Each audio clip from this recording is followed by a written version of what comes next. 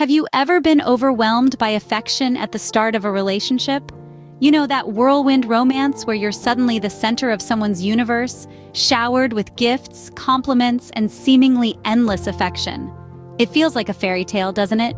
You're swept off your feet, caught in a dizzying tornado of love. This is where we introduce the term love bombing.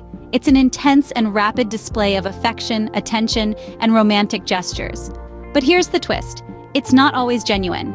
Often, it's a strategy employed by a narcissist at the start of a relationship. Imagine this, a bombardment of affection so intense, it's like a blitzkrieg of love. It's all-consuming, all-encompassing, and intoxicating. But is it real? Or is it a manipulative ploy designed to make you feel adored and valued? Does this sound familiar? You might have been a victim of love bombing. So, what makes love bombing so enticing and addictive? Well, let's delve into the psychological aspect of it. A narcissist often initiates love bombing in the early stages of a relationship, showering their partner with intense affection, attention, and romantic gestures. This creates a euphoric experience for the recipient. They feel adored, valued, and as if they've found a perfect partner who deeply understands and appreciates them. This phase is often referred to as the idealization phase, where the narcissist puts their victim on a pedestal. Now, you might be wondering, why would someone do this? The answer lies in the narcissist's need for control and adulation. By creating a whirlwind of love and affection, they quickly establish a strong emotional bond with their victim. This bond then serves as a powerful tool for manipulation and control. The victim, intoxicated by the overwhelming affection, is likely to overlook red flags and dismiss concerns raised by friends and family. But here's the kicker. This idealization phase is often followed by the devaluation and discard phases. After the narcissist has secured their victim's emotional investment, they begin to devalue them. They might become critical, dismissive, or even abusive. This sudden shift is incredibly confusing and hurtful for the victim, who is left questioning their worth and the authenticity of the love they thought they had. This cycle of idealization, devaluation, and discard can be likened to a roller coaster ride, with exhilarating highs and devastating lows.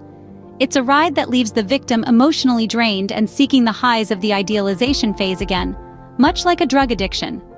The victim may find themselves in a constant cycle of trying to regain the narcissist's affection, not realizing that the whole experience was meticulously orchestrated from the start.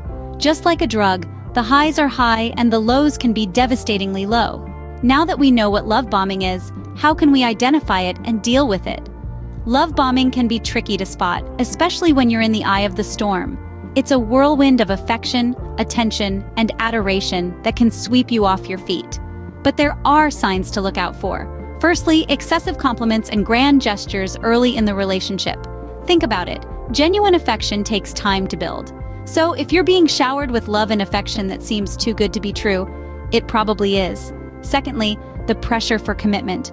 Love bombers are often in a hurry to seal the deal. They might push for exclusivity, cohabitation, or even a proposal much sooner than what feels comfortable or normal. Thirdly, isolation from friends and family. A love bomber may try to monopolize your time, subtly or overtly, discouraging you from spending time with your loved ones.